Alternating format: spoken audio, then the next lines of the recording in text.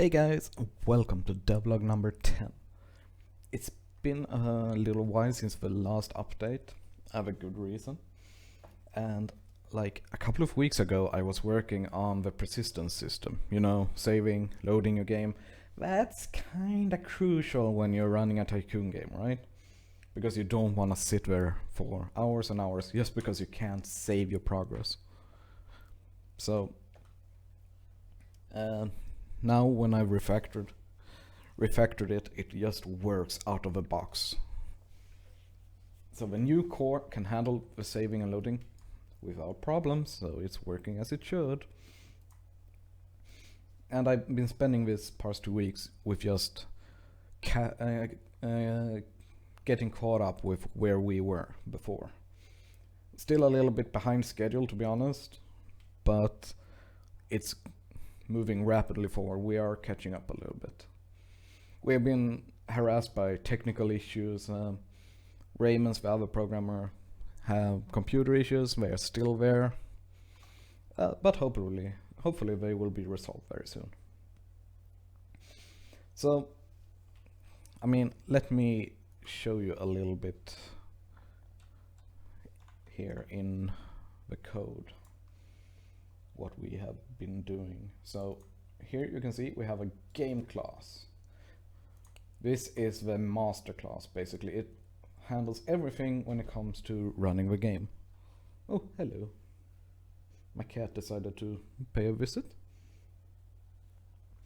And so basically how the saving works is that you, like, here is save test and load test. So the save test will basically tell the game instance to, hey, we need to start saving everything. So it makes sure we have an instance saver, and the world saves first, character manager, vehicle manager, item manager, and the instance saver needs to save the last.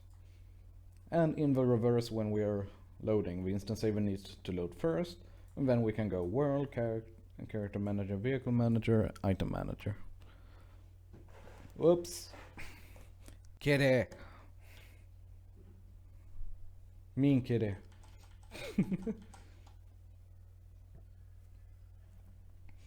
So, okay. So, the only thing that's very different is that we have an instance saver. I mean, what does the instance saver do? Instead of having the IDs on each individual different object in the game, we actually the instance saver, when you tell it to save an instance, it creates a new ID for it and returns it, so you can use it to save your reference in the regular save and such. And when you tell it to save, it just saves the ID and the type into an array and saves it. And when we reverse it, it uses the activator reflection system and create a type of that type with the ID that you can later retrieve in all the rest of the load code. So that's basically how the save and load works in this version. And it's probably how it's gonna remain. So I think that's what's everything about the code. Whoops. I mean, if you look here, it still looks the same. So what's different is you can actually expand this platform.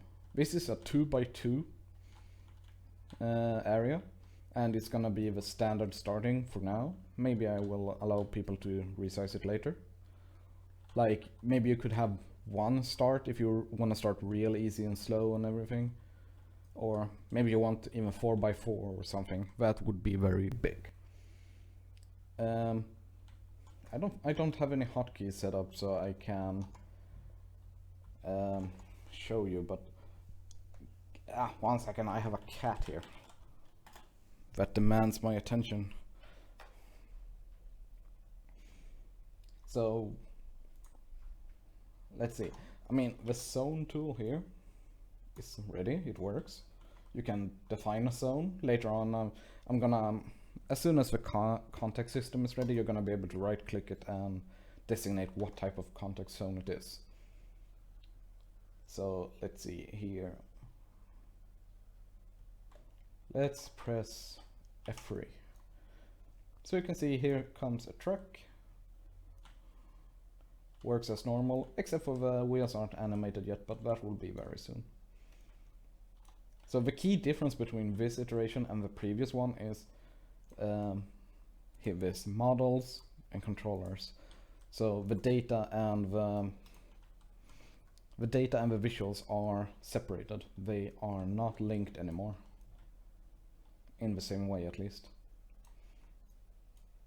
And you can see he's searching for jobs. But yeah, I think that's it for this video. Oh, another kinda, it's not a news really, but an update. I'm gonna, from next week, not Monday, but on Wednesday and Friday, I'm gonna start streaming more. I'm gonna try to establish a stream schedule. So I stream Monday, Wednesday, Friday, around 1-2 p.m. on the afternoon. I'm gonna post my schedule on my Twitch. You can find my Twitch in the description below if you're interested. It would be very appreciated if you drop a follow and maybe even tune in when I live stream so you can see and talk to me directly.